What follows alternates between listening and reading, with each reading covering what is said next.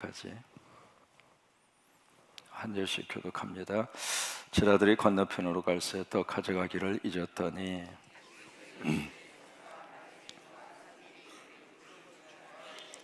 제자들이 서로 논의하여 이르되 우리가 떡을 가져오지 아니하였도다 하거늘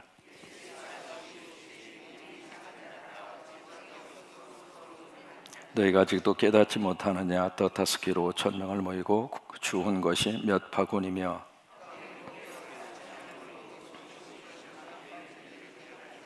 어찌 내 말한 것이 떡에 관함이 아닌 줄을 깨닫지 못하느냐. 오직 바리새인과 사두개인의 누룩을 주의하라 하시니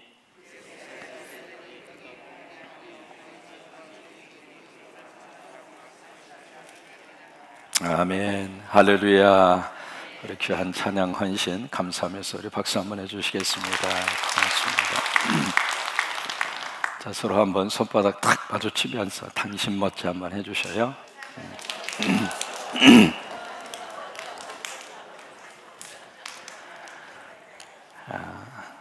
예수님과 제자들이 다른 쪽으로 이제 장소를 이동을 하게 됐어요. 근데 순간적으로 제자들이 큰일 났네.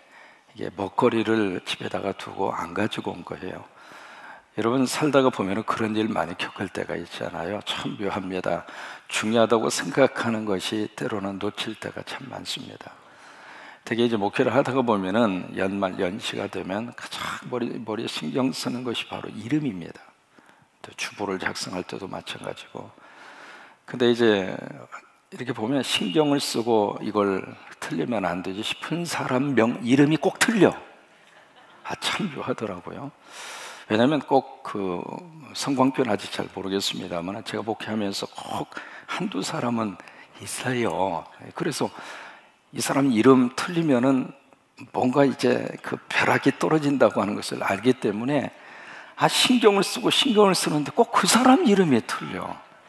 그래서 참 묘하다. 이제 그런 생각을 이제 할 때가 있습니다만은 이 제자들이 지금 가장 중요한 떡 가져오기를 잊어버렸다. 그 이야기는 가장 중요한 것을 신경을 썼는데 그걸 놓친 거예요. 이제 교인들하고 같이 한 2시간 정도 떨어진 공원에 가서 LA 갈비 파티를 하려고 다 준비를 다 했어요. 그래서 이제 2시간 정도 갔죠. 가서 이제 차콜이라고 그래서 여러분 아시잖아요. 거기에 차콜을 피우고 불을 이제 피운 다음에 거기서 이제 상추도 가져갔고 그 쌈도 싸 먹어야 되니까 쌈장도 가져갔고 김치도 가져갔고 밥통도 들고 갔고 그래서 이제 불이 피워졌으니까 이제 갈비를 올려놔야 될 거 아니에요. 갈비 가지고 와 그랬더니 아무리 찾아도 갈비가 없는 거예요. 도대체 갈비 어디 갔느냐고. 그래서 이제 저마다 차 트렁크를 다 열어본 거예요. 열어봤는데 아무도 안 가지고 왔어. 어디가 있었느냐면 교회 냉장고 속에 가만히 계셨어요. 그게 서로 챙겼거니 생각하고 그냥 온 거예요.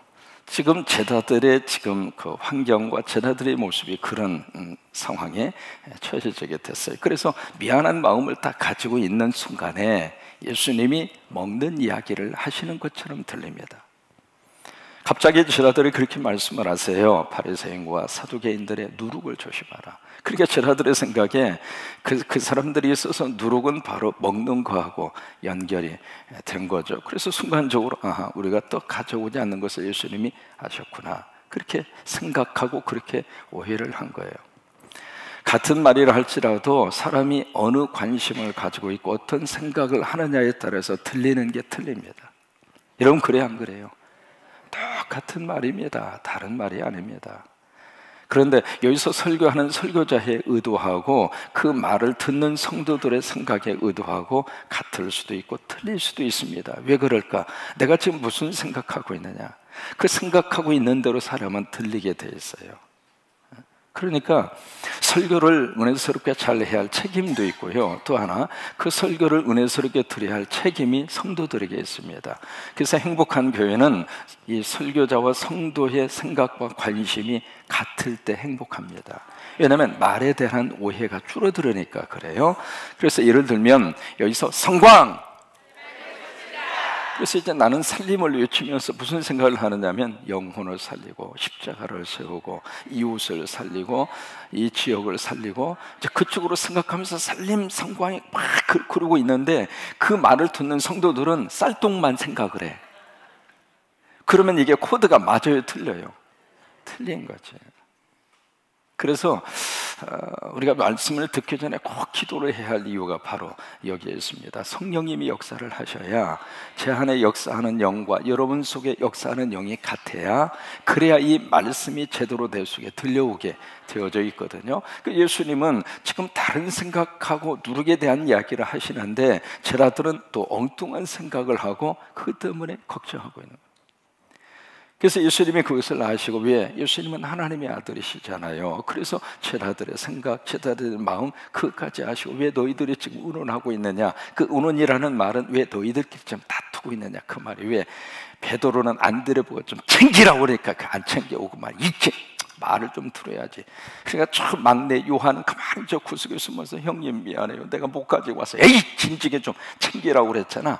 자기들끼리 지금 그러고 있는 거거든요. 그러니까 예수님이 그걸 아시고 왜 그러느냐. 그래서 두 가지를 말씀을 하시잖아요. 왜 너희들이 아직도 깨닫지 못하였느냐, 너희들이 아직도 기억하지 못하였느냐. 그 말씀을 하시면서 오병이의 기적을 통해서 몇 명이 먹었고 몇 바구니나 남겼느냐, 떡 7개를 통해서 물고기 서너 마리를 통해서 몇 명이 먹었고 몇 광주리가 남았느냐. 그 기적의 역사를 너희들이 다 보지 않았느냐. 그 무슨 얘기냐면 지금 내가 먹는 얘기하고 있는 거 아니다 이 말이에요. 제자들은 오직 먹는 것밖에 생각을 지금 못하고 있다, 그런 이야기거든요. 여러분, 아버지 집에 와서는 땅의 것은 놓아야 축복입니다.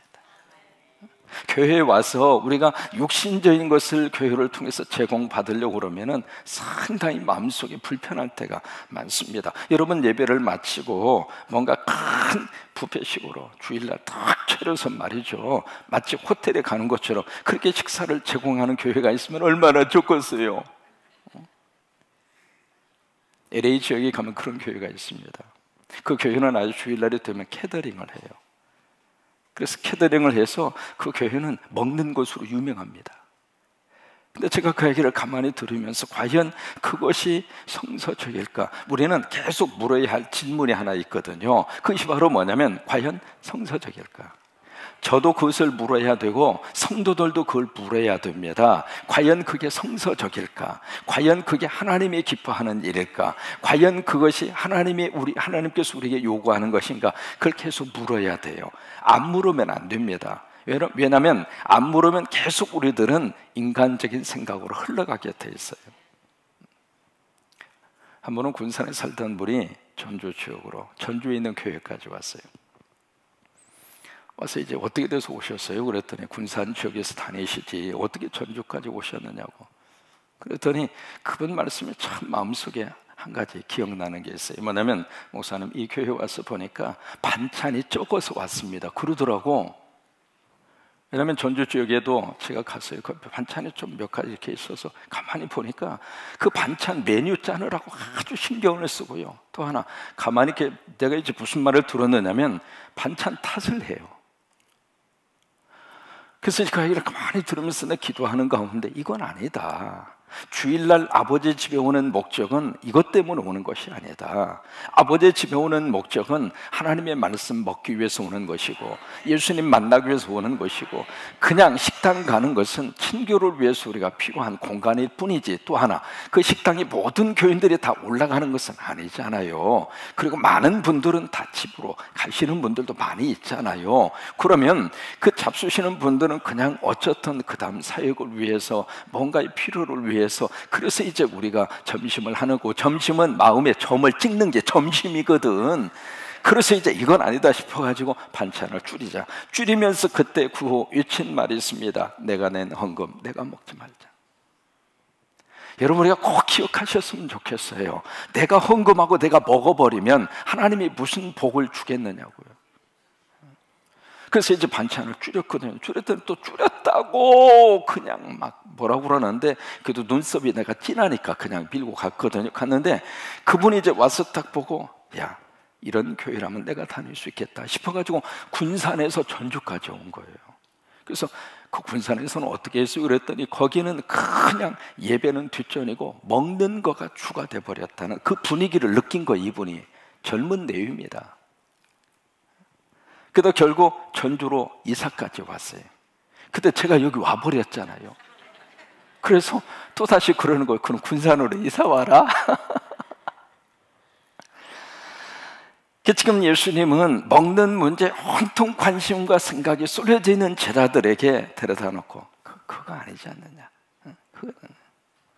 그러면서 이제 그 다음 예수님이 하시는 말씀이 있습니다. 한번 보실까요? 뭐라고 말씀을 하세요? 11절에 보세요. 어찌 내 말한 것이 떡에 관함이 아닌 줄을 뭐라고 말씀하세요? 깨닫습니다.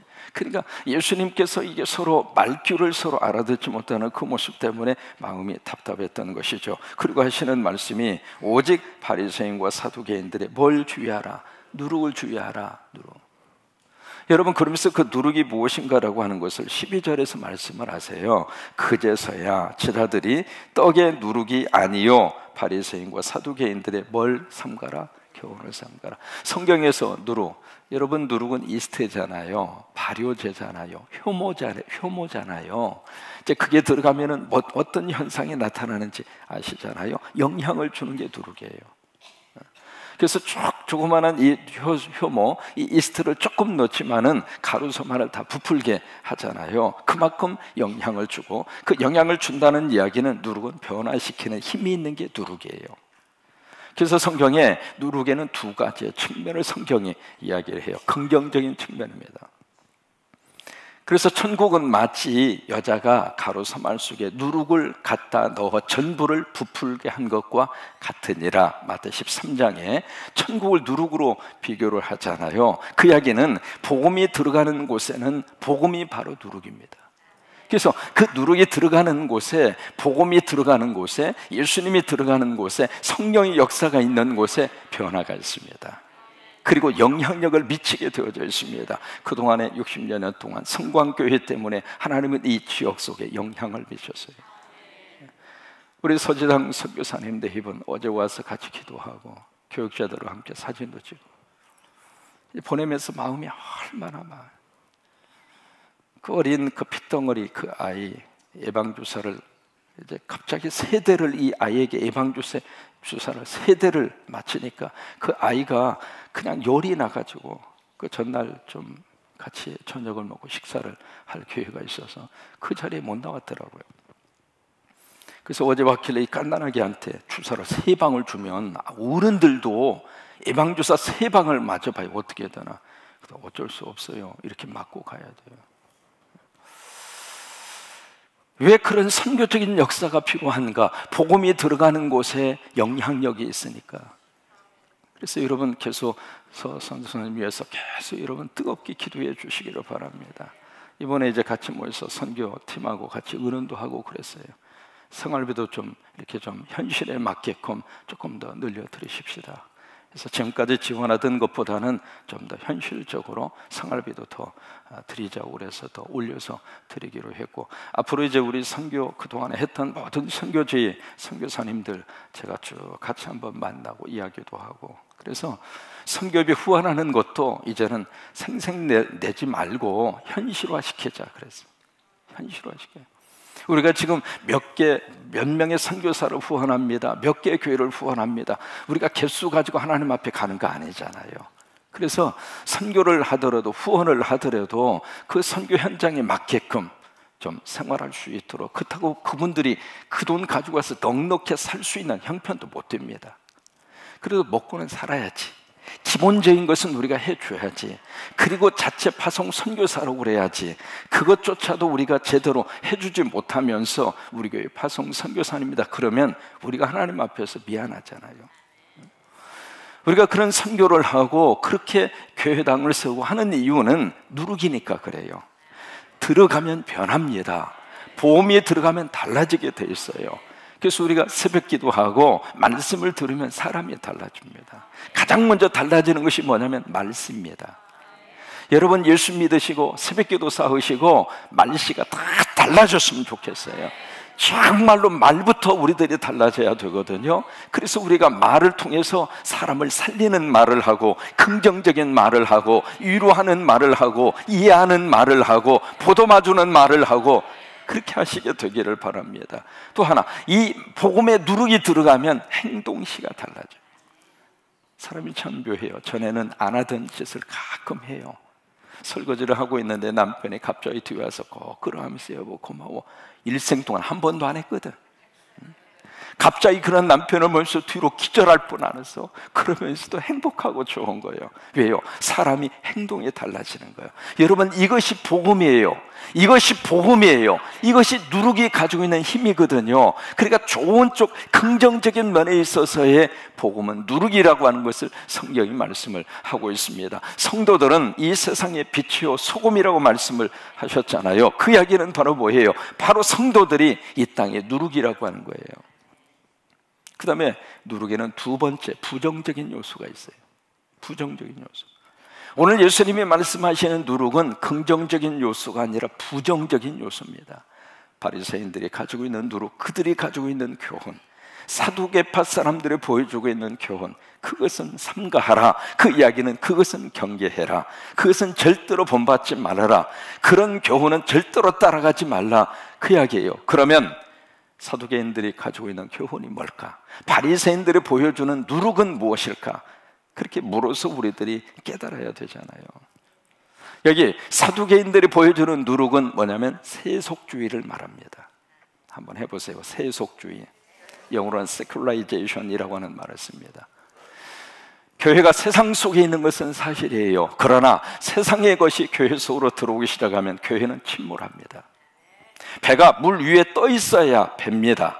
만약에 이 배가 육지에 있으면 제 기능을 발휘를 못해요. 그러나 그 물이 배 속으로 계속해서 들어오면 배는 물 속으로 침몰합니다. 교회가 세상 속에 있어야 돼요. 교회가 세상을 떠나서 저 먼 곳에, 그래서 중세기에 수도원 운동은 바람직한 교회상이 아닙니다. 어쩌다 한번 가서 기도하고 영적으로 충전하고 그것은 필요합니다만은 이 보기 싫은 세상, 죄 많은 세상, 세상에 살면은 내가 죄도 많이 짓고 꼴 보기 싫으니까 나 떠나서 산속으로 들어가서 살겠다. 그게 중세기의 수도원 운동이거든요. 그건 잘못된 거예요. 교회는 세상 속에 있어야 돼요. 세상 속에서 때로는 스트러글하고 갈등이 있고 세상 속에서 힘들기도 하고, 그러나 중요한 것은 교회가 세상에 있는 것이 교회 속으로 들어오기 시작하면 교회는 끝난 거예요. 그것이 바로 사두개파 사람들이에요. 이 사람들은 완전히 세속주의의 교훈을 가지고 있었어요. 왜냐하면 이 사람들은 기득권을 가지고 있었던 귀족들의 귀족들. 그러다 보니까 세상이 좋았어요. 세상의 권력의 자리에 앉아 보니까 너무 좋은 거예요. 너무 좋은 거예요. 과거에 도봉구에서 지역구 국회의원을 하시던 장로님이 계세요. 김 장로님이라고. 그분이 뭘 하셨느냐면 태창 필름 주식회사를 운영을 하셨어요. 아마 연세 드신 분들은 아실 것 같아요. 극장에 가서 외국 영화를 그 태창 필름 주식회사가 다 수입을 해서 다 보급을 했던 그 시절에 그 회사를 운영을 하시던 분이에요. 이분이 이제 도봉구에서 지역구 국회의원을 하시다가 LA로 오셨어요. 오셔가지고 같이 이제 성역 공부를 하는데 그 이야기해요. 장로님, 국회의원 그렇게 좋아요? 그랬더니 목사님 끝내줍니다. 그래서 뭐 그렇게 끝내줘요? 그랬더니 국회의원이 딱 드는 순간 달라지는 것을 쭉 열거하기 시작하는데 내 입이 벌어져가지고 5분 동안 입이 안 다물어졌어. 야, 이런 세계가 있구나.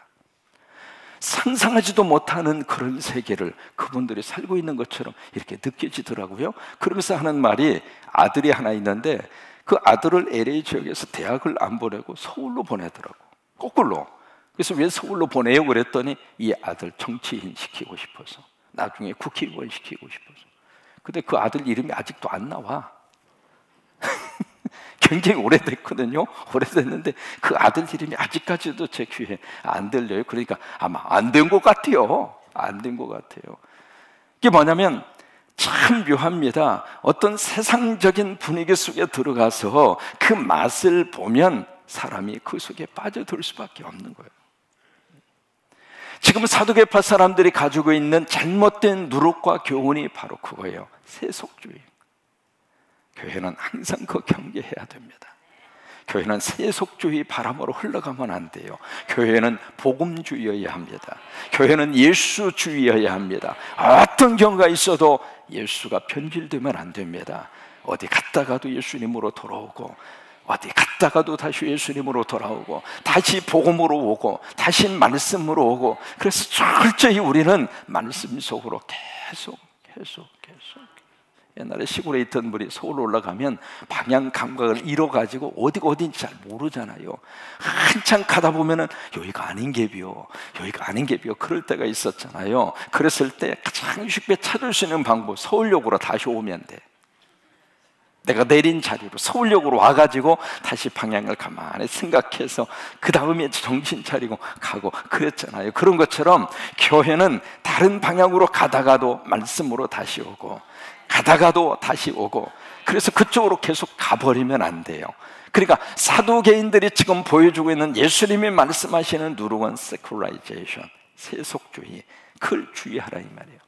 그 다음에 두 번째, 바리새인들의 누룩은 무엇일까? 바리새인들의 누룩은 두 가지예요. 첫째는 외식이요, 두 번째는 형식주의입니다. 한번 해보실까요? 첫째는 외식이요, 두 번째는 형식주의. 그것을 이제 주의하라, 그렇게 말씀을 하시고 있어요. 한번 이제 바리새인들의 외식에 대해서 어느 정도 예수님께서 우리에게 말씀을 하시고 있는가라고 하는 것을 같이 한번 들어가서 보셨으면 좋겠어요. 마태 6장으로 한번 가보세요. 마태 6장, 지나온 내용이지만은 마태 6장 5절 같이 한번 읽을까요? 또 너희는 기도할 때에 외식하는 자와 같이 하지 말라. 그들은 사람에게 보이려고 회당과 큰 거리 어귀에 서서 기도하기를 좋아하느니라. 내가 진실로 너희에게 이르노니 그들은 자기 상을 이미 받았느니라. 마태 23장으로 가보세요. 마태 23장.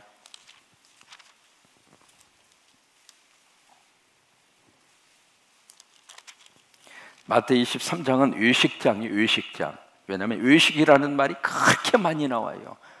외식하니까 여러분 밖에 가서 밥 사 먹는 것만 생각하지 마시고, 여기서 말씀하시는 외식은 그런 내용이 아니거든요.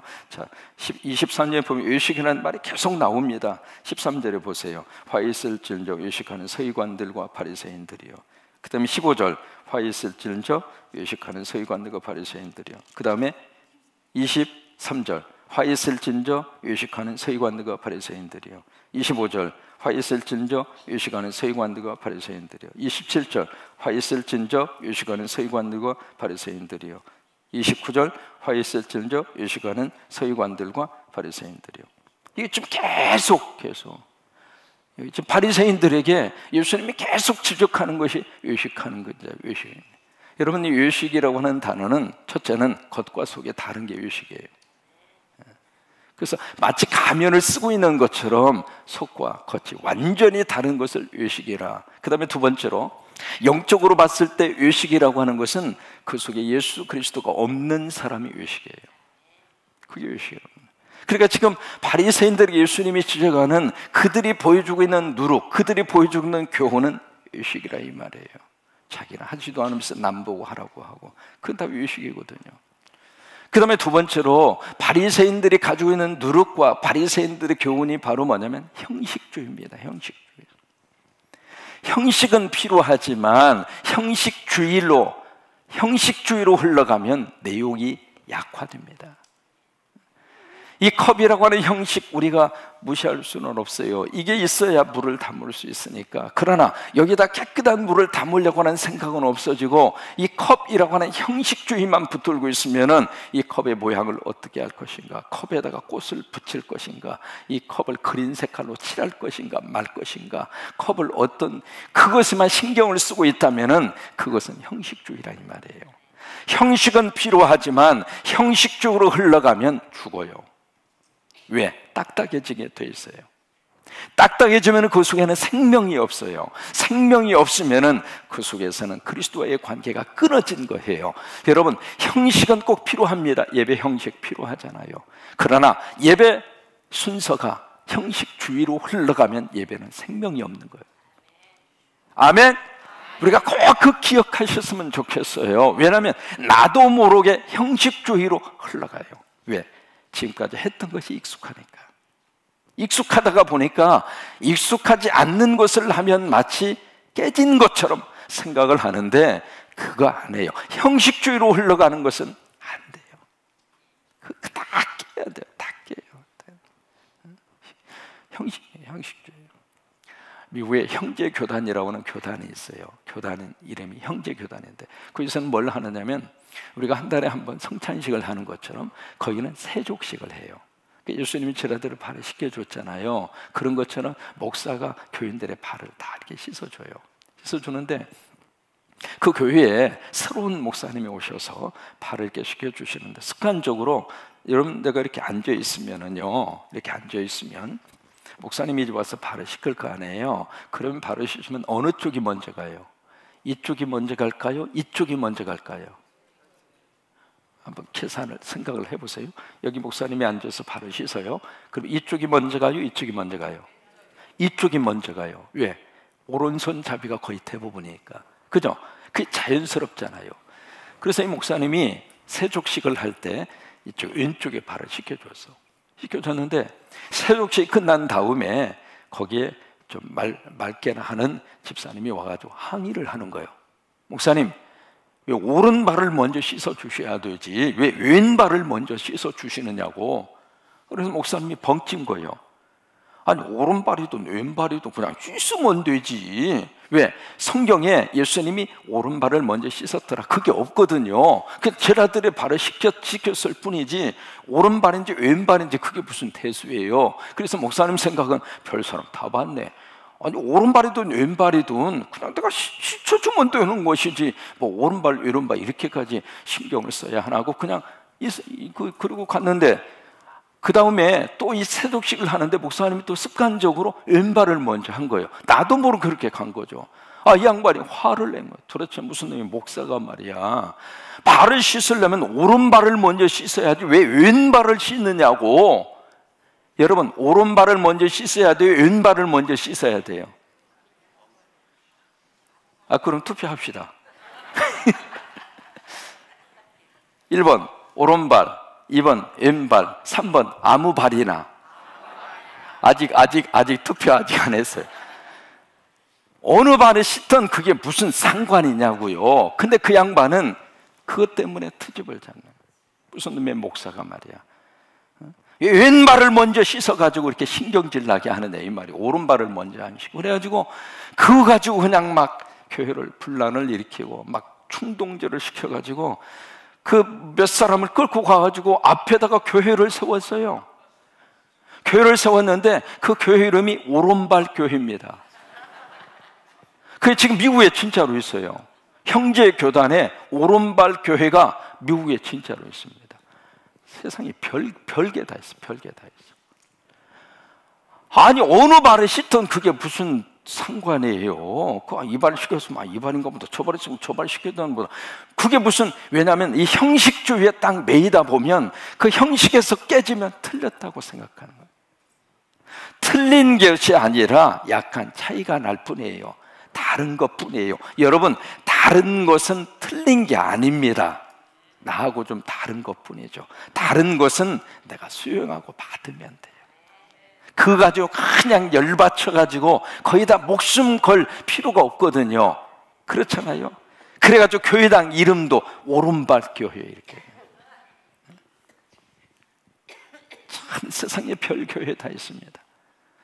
어느 교회에 피아노를 이렇게 새로 들여다놨어요. 피아노를 들여다놨는데 피아노를 이제 이쪽에다 놨어요. 이쪽에 놨는데 어느 한 분이 도대체 피아노를 거기다 놓느냐고. 그래가지고 밤 12시에 와서 피아노를 이쪽으로 옮겨놔 버렸어. 힘도 좋아. 늘 피아노 볼 때마다 이게 신경이 쓰였던 거지. 그런데 피아노는 소프라노 옆에 있어야 된대요. 그래야 소리를 듣고 소프라노가 소리를 잘 내지. 피아노가 멀리 떨어져 있으면은 소리를 잘 못 듣기 때문에 성가대원들이 아주 곤란하답니다. 맞아요. 그래서 이제 여기다 놓은 건데 그분은 왜 피아노를 여기다 놨느냐? 그냥 12시에 와서 이쪽으로 옮겨 놓은 거예요. 근데 그 다음날 와서 보니까 아니 무슨 피아노가 저기가 있어? 그 사람이 이제 이쪽으로 옮겼어. 그러니까 이 사람이 또 열받친 거예요. 아, 왜 피아노를 저기 놓고 이리로 갖다 놨는? 이 아무래도 12시에 또 이리 갖다 옮기는 거예요. 아, 피아노 매일마다 온 피아노 여기 있다, 저기 있다, 저기 있다, 여기 있다. 그걸로만 끝나는 게 아니에요. 그것 때문에 교인들이 그냥 막 의견이 분분한 거야. 어떤 사람은 여기 있어야 된다, 어떤 사람은 여기 있었네. 그래가지고 목사님이 하도 골치가 아파서, 여러분 피아노 어디다 놔야 돼요? 주의자가 원하는 데 놔주면 돼. 그잖아요? 주의자가 성가대 전체를 통솔하면서 가장 효과적인 장소에 그냥 놔주면 되거든요. 근데 그것 때문에 너무너무 골치가 아파서 그 피아노 묶어놨대야. 형식주의에 흘러가면 묘한 현상이 나타납니다. 마지막 구절 보실까요? 12절. 그제서야 참 여러분, 이게 너무 귀해요. 여러분, 우리가 새벽에 마태복음 만나잖아요. 이제서야 깨닫는 말씀이 있다면 그 말씀이 여러분들에게 복이 되셨으면 좋겠어요. 그러니까 그제서야 우리가 이 말씀을 한번 깊이 이렇게 들어갈 필요가 있어요. 그래서 지금 우리가 예배소서 하고 있잖아요. 예배소서 한 1년 정도 할 것 같아요. 그 예배소서 6장밖에 되지 않는 왜 이렇게 길게 할까? 길게 하는 이유가 있습니다. 뭐든지 하나를 파면 나머지는 열리게 돼 있어요. 그래서 예배소설이 이제 끝나면 그 다음에 뭘 들어가냐면 복음서로 들어가요. 복음서 들어가서 복음서서가 이제 주일날 계속해서 증거가 되게 될 터인데, 이 복음서가 열려져야 그 다음 성경들이 열려지거든요. 그래서 우리 마태복음을 이렇게 깊이 들어가는 이유가 있어요. 왜? 그제서야 제자들이 깨닫잖아요.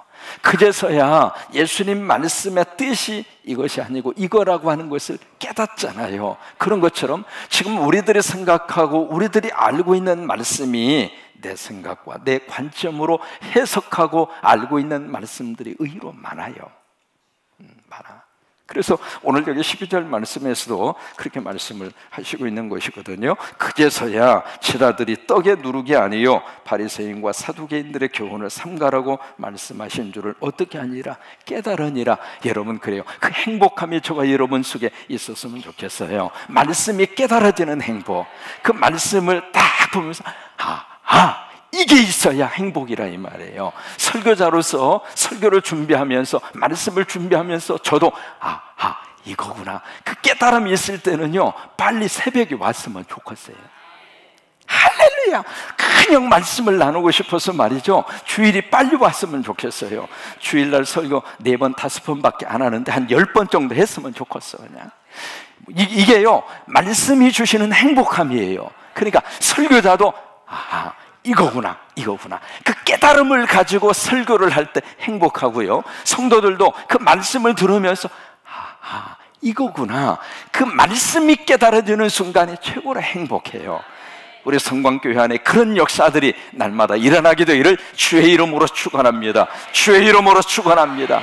또 하나, 자녀들 가운데 목회의 길을 걷고 있는 분들이 참 많으시더라고요.